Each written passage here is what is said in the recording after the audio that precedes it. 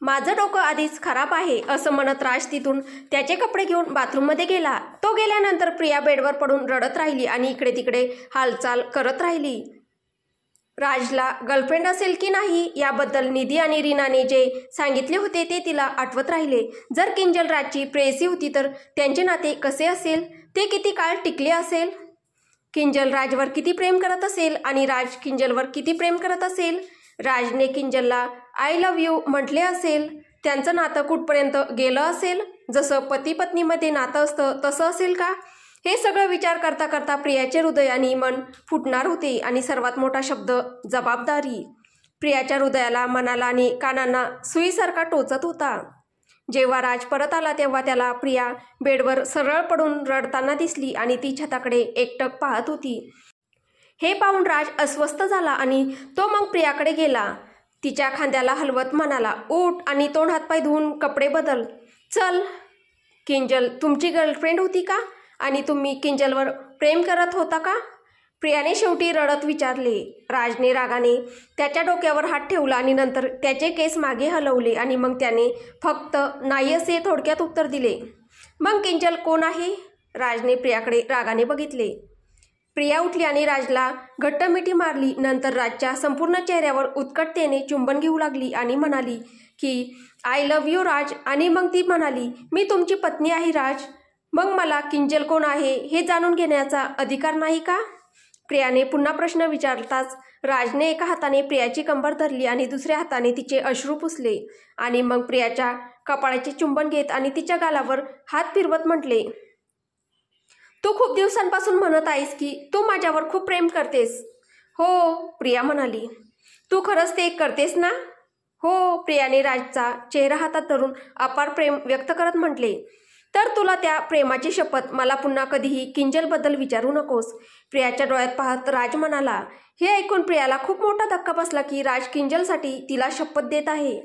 प्रियाचे थांबलेले अश्रू पुन्हा वाहू लागले, पण तरीही तिने स्वतःवर नियंत्रण ठेवले आणि म्हणाली, किंजल तुमच्यासाठी एवढी महत्त्वाची आहे का? मला याविषयी आता जास्त बोलायचे नाहीये। प्रियाचे अश्रू पुसत राज पुन्हा म्हणाला, तुम्ही किंजलसाठी मला शपथ दिलीस। तुला आता रडायचं असेल तर रड किंवा जे करायचं ते कर, मला आता बोलायचं नाहीये। राज प्रियाला सोडून बेडच्या दुसऱ्या बाजूला गेला आणि त्याच्या जागी झोपला। प्रियाशी त्याचे हे बोलणे आणि वागणे तिला असे वाटले की जणू तिच्या भावना, तिचे मन, तिचे हृदय राजने पायाने चिरडले आणि नंतर तो निघून गेला। ठीक आहे राज, मग मलाही लग्नाच्या नावाखाली ही जबाबदारीची शपथ, मी ही जबाबदारी चांगल्या प्रकारे पार पाडेन। प्रिया आता तिच्या हाताने तिचे अश्रू पुसत राजकडे पाहत शांतपणे आणि न रागावल्याशिवाय म्हणाली आणि या शांत शब्दांनी राजला डोळे उघडण्यास भाग पाडले। काय म्हणालीस तू? राज झोपूनच म्हणाला, ते जे तुमच्यासाठी खरे आहे राज, माझ्यासोबत तुमचं लग्न आणि मी तुमच्यासाठी खूप मोठी जबाबदारी आहे ना, म्हणून मी एवढेच म्हणत आहे की मी सुद्धा ही जबाबदारी खूप चांगल्या प्रकारे पार पाडेन। प्रिया राजला म्हणाली।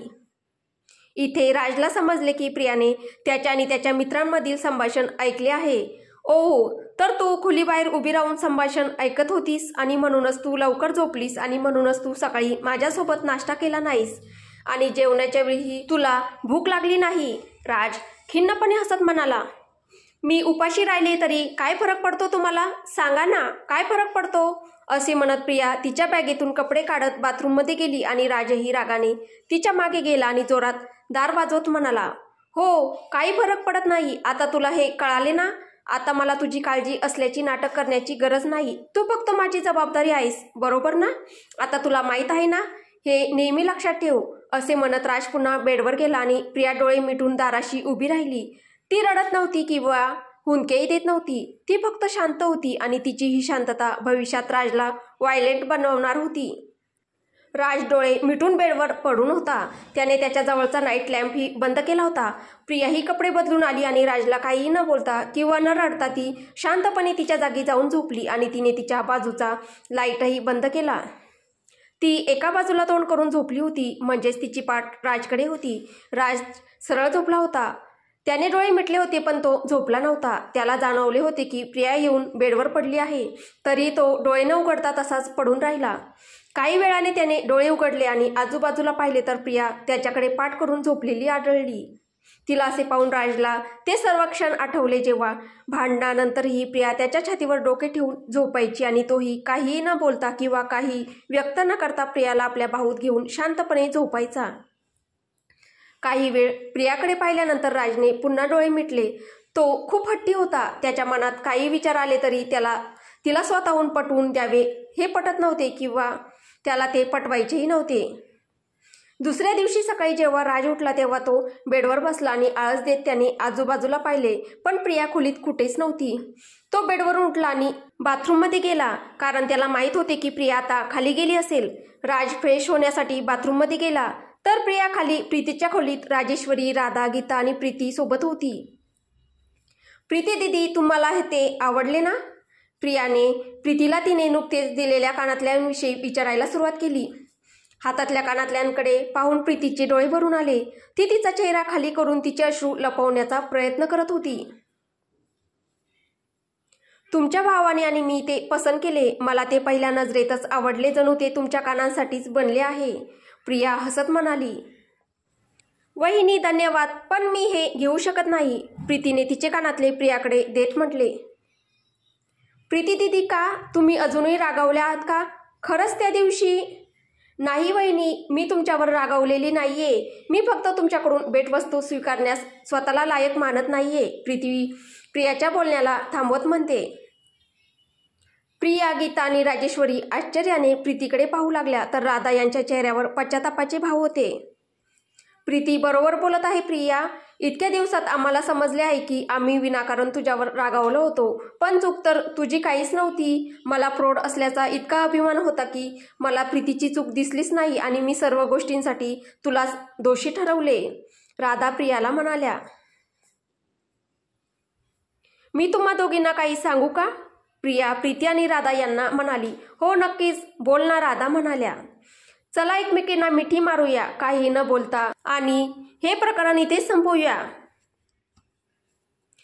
ते लक्षात ठेवल्याने फक्त वेदना होतात. प्रियाने हे म्हटल्यावर प्रीतीने वेळ वाया न घालवता प्रियाला मिठी मारली आणि मग इतर प्रत्येकजण देखील. ते लोक हसत होते. याचा अर्थ असा होता की सर्व तक्रारी दूर झाल्या आहेत. मी तुमच्याशी नंतर माझ्या फुरसतीत बोलेन प्रीती दीदी. मी आता राजला चहा देऊन येते.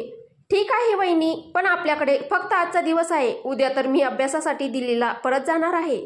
प्रीती प्रियाला म्हणाली. हो दीदी, नक्कीच, आपण आज एकत्र वेळ घालवू, असं म्हणत प्रिया तिथून निघून गेली. आणि त्यानंतर गीता प्रीतीकडे पाहून हसायला लागली आणि राजेश्वरी या राधा यांच्याकडे पाहून हसायला लागल्या.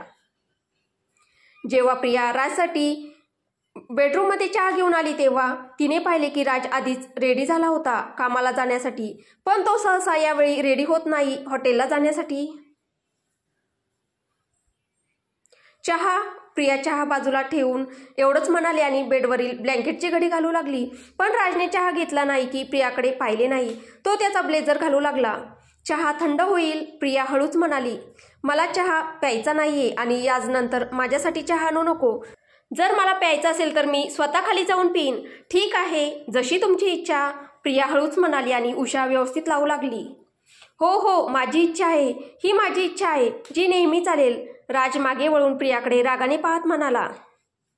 मी कधीही तुमच्या इच्छेशिवाय काही केले नाही राज. प्रिया अजूनही हळूच म्हणाली. प्रिया ज्या पद्धतीने राजकडे न पाहता आणि त्याला उत्तर न देता त्याच्याशी बोलत होती त्यामुळे राजचा संयम आणि राग वाढत होता. मला माहीत होतं की एक दिवस हे असेच होईल, म्हणूनच एखाद्याला जास्त महत्त्व देण्यापूर्वी 10 वेळा विचार करायला हवा. राज त्याच्या ब्लेझरच्या बाईचे बटन लावत म्हणाला. तुम्हाला नाश्ता देऊ का? प्रियाने राजच्या बोलण्यावर फक्त एवढेच म्हटले. माझे हात तुटले नाहीत. आता मला जे खायचे ते मी घेईन किंवा बाहेरूनच खाईल, किंवा कदाचित दुसरी कुणीतरी तुम्हाला स्वतःच्या हाताने जेवू घालेल, प्रिया भरलेल्या स्वरात म्हणाली. हे ऐकून राज प्रियाजवळ आला आणि तिला रागाने पाहून म्हणाला. तुझी निरागसता नाहीशी झाली आहे ना? तूही या सर्व गोष्टींबद्दल तुझी निरागसता गमावली आहेस, पण मी कोणतेही स्पष्टीकरण देणार नाही. तुला जे काही विचार करायचे आहे, जे काही करायचे आहे ते कर. जर तुला रडायचे असेल तर रड, जर तुला ओरडायचे असेल तर ओरड. मी तुला कोणतेही स्पष्टीकरण देणार नाही. राज रागाने प्रियाकडे बोट दाखवत म्हणाला. प्रिया कधी राजच्या चेहऱ्याकडे पाहत होती तर कधी त्याच्या बोटाकडे. तिला राजच्या वागण्याने खूप वाईट वाटले, पण तरीही ती तिचा घसा ओलावत म्हणाली. मी आता तुम्हाला कधी स्पष्टीकरण विचारणार नाही, म्हणून काळजी करू नका. मला फक्त एवढेच म्हणायचे आहे की आपल्यातील अंतर कुटुंबातील इतर सदस्यांना कळू नये, अन्यथा ते मला प्रश्न विचारतील. आपल्यामध्ये किती अंतर आहे? राजने दोन्ही हात कमरेवर ठेवत म्हटले. ते तर बरंच होतं, पण मला समजले नाही, प्रिया हलकेसे स्मित करत म्हणाली. तुला नाही वाटत कालपासून तुला तुझ्या हिशोबाने जास्त कळलंय असं वाटत आहे? राज रागाने हसत म्हणाला. डोळ्यात अश्रू आणि ओठांवर हास्य घेऊन प्रिया सहमती दर्शवत मान हलवते. वा, खूप छान. माझी निरागस बायको खूप हुशार झाली आहे. नेहमी असे स्वतःहून सर्व काही समजून घेत राहा. हो, राज रागाने टाळ्या वाजवत म्हणाला. हो नक्कीच, प्रिया रडताना हसत म्हणाली. गुड. आणि हो, आता रात्री माझी वाट पाहू नकोस, कारण आता जेव्हा मला वाटेल तेव्हा मी येईल. जर मला वाटले तर मी बाहेर जेवूनही येऊ शकतो. प्रियाकडे पाहत राज म्हणाला. हो, हे चांगलं आहे, कारण कालपासून मला कळलं आहे की दुसऱ्याकडून अपेक्षा ठेवण्यापेक्षा सत्य स्वीकारणं चांगलं आहे, आणि मी सत्य स्वीकारलं आहे. म्हणून आता मी उपाशी राहायचं की नाही हे माझं मी ठरवेन. असं म्हणत प्रिया तिथून निघून गेली आणि राजने रागाने कपाटावर जोरात लाथ मारली. थोड्या वेळाने राज खाली आला आणि त्याने पाहिले की सर्वजण नाश्त्यासाठी जेवणाच्या टेबलावर बसले होते. तोही येऊन त्याच्या जागी बसला. त्याच्या चेहऱ्यावर, त्याच्या चालीत आणि त्याच्या बसण्याच्या शैलीत नेहमीप्रमाणे अभिमान होता. राज बसताच प्रिया त्याच्या प्लेटमध्ये नाश्ता वाढत होती, पण राजने स्वतः तिच्या हातातून बाऊल आणि चमचा घेतला आणि त्याच्या प्लेट्समध्ये नाश्ता स्वतः घेतला. हे पाहून सर्वजण राज आणि प्रियाकडे पाहत होते. प्रिया ही काहीच बोलली नाही. तिने एक ग्लास पाण्याने भरला आणि तो राजजवळ ठेवला. त्यानंतर राजने 2 घास खाल्ल्यानंतर दुसरा ग्लास घेतला, तो पाण्याने भरला आणि तो पाणी प्यायला. काय झालंय? हे सगळं नाटक का चाललंय? राजेश्वरी या प्रिया आणि राज दोघांकडे आळीपाळीने पाहत म्हणाल्या. काही झाले नाही आई, प्रिया थोडेसे हसत म्हणाली, पण राजने काही उत्तर न देता त्याचा नाश्ता करत राहिला. राजेश्वरी, असू दे. जर तू आता राजला काही बोललीस तर तो नेहमीप्रमाणे रागावेल आणि त्यामुळे इतरांचा जेवणाचा मूड खराब होईल. आधी सर्वांना नाश्ता करू दे. या मुद्द्यावर राम यांच्याशी सहमत असल्याने राजेश्वरी या काहीही बोलल्या नाहीत. बाय द वे, जयपूरची तुमची ट्रिप कशी होती? चांगली होती ना प्रिया? रुद्रने हा प्रश्न विचारला. चांगली होती रुद्र दादा, प्रिया हळुवारपणे म्हणाली आणि थोडेसे हसली, कारण या सगळ्या गोष्टीतून तिला फक्त एकच गोष्ट आठवली, ती म्हणजे जबाबदारी, आणि दुसरी म्हणजे किंजल. तू इथून जाताना खूप आनंदाने गेली होती. आता काय झालंय तुला? राज तुला काही बोलला का? राजेश्वरी यांनी प्रश्न विचारला. प्रियाचा चेहरा पाहून त्या स्वतःला हे विचारण्यापासून रोखू शकल्या नाही. नाही तर आई, खरंच सांगायचं तर काहीच झालं नाही आहे. ते थोडी माझी तब्येत ठीक वाटत नाहीये, प्रिया म्हणाली. हे ऐकून राजेश्वरी काहीच बोलल्या नाहीत. त्यांनी प्रियाला एकट्यात बोलायचे ठरवले. बरं, हे सगळं ठीक आहे, पण प्रिया, हे चुकीचं आहे. मला वाटलं होतं तू माझ्यासाठी काहीतरी आणशील, पण तू फक्त प्रीतीसाठी भेटवस्तू आणलीस आणि खूप प्रेमाने तिला दिलीस. गीता नाराज असल्याचं नाटक करत म्हणाली. आता हे ऐकून राजने जेवायचं बंद केलं. प्रियाने प्रीतीला कानातले दिलेही, तेही राजशिवाय. या गोष्टीचा आधी राजवर परिणाम झाला नसता, पण भांडणानंतर प्रियाने असे केले असे समजून राजचे डोकं परत खराब झालं. तर दुसरीकडे प्रियाने तोंडावर असा हात ठेवला जणू काही तिने खूप मोठे पाप केले आहे. ती गीताची माफी मागू लागली आणि गीता तिला हसत हसत समजावून सांगत होती की मी मस्करी करत आहे. या दरम्यान राज अर्ध्या नाश्ता प्लेटमध्ये ठेवून हात धुवून तिथून जाऊ लागला. तू तुझा नाश्ता अपूर्ण का ठेवला आहेस राज? रुद्रने विचारले. माझं पोट भरलं आहे, राजने खिशातून रुमाल काढत ओठ पुसत म्हटले. प्रिया गीतावरून लक्ष हटवत राजकडे पाहत राहिली. ठीक आहे, थांब, आज आपण एकत्र जाऊया, रुद्र म्हणाला. तुम्हाला तुमच्या ऑफिसला जायचे आहे आणि मला रेस्टॉरंट आणि हॉटेलमध्ये जायचे आहे, आणि आपले मार्ग वेगवेगळे आहेत, म्हणून एकत्र जाण्यात काही अर्थ नाही, राज उद्धटपणे म्हणाला. पण प्रिया आणि प्रीतीबद्दल ऐकून त्याचं डोकं अजूनही खराब होतं. राज, तो तुझा मोठा भाऊ आहे, त्याचा आदर कर. तुला इतका अहंकार काय आहे? राम त्यांच्या जागेवरून उठले आणि रागाने म्हणाले. बाबा, जाऊ द्या, तुम्हाला माहिती आहे तो असंच बोलतो. रुद्र त्याच्या जागेवरून उठला आणि वडिलांना शांत करत म्हणाला.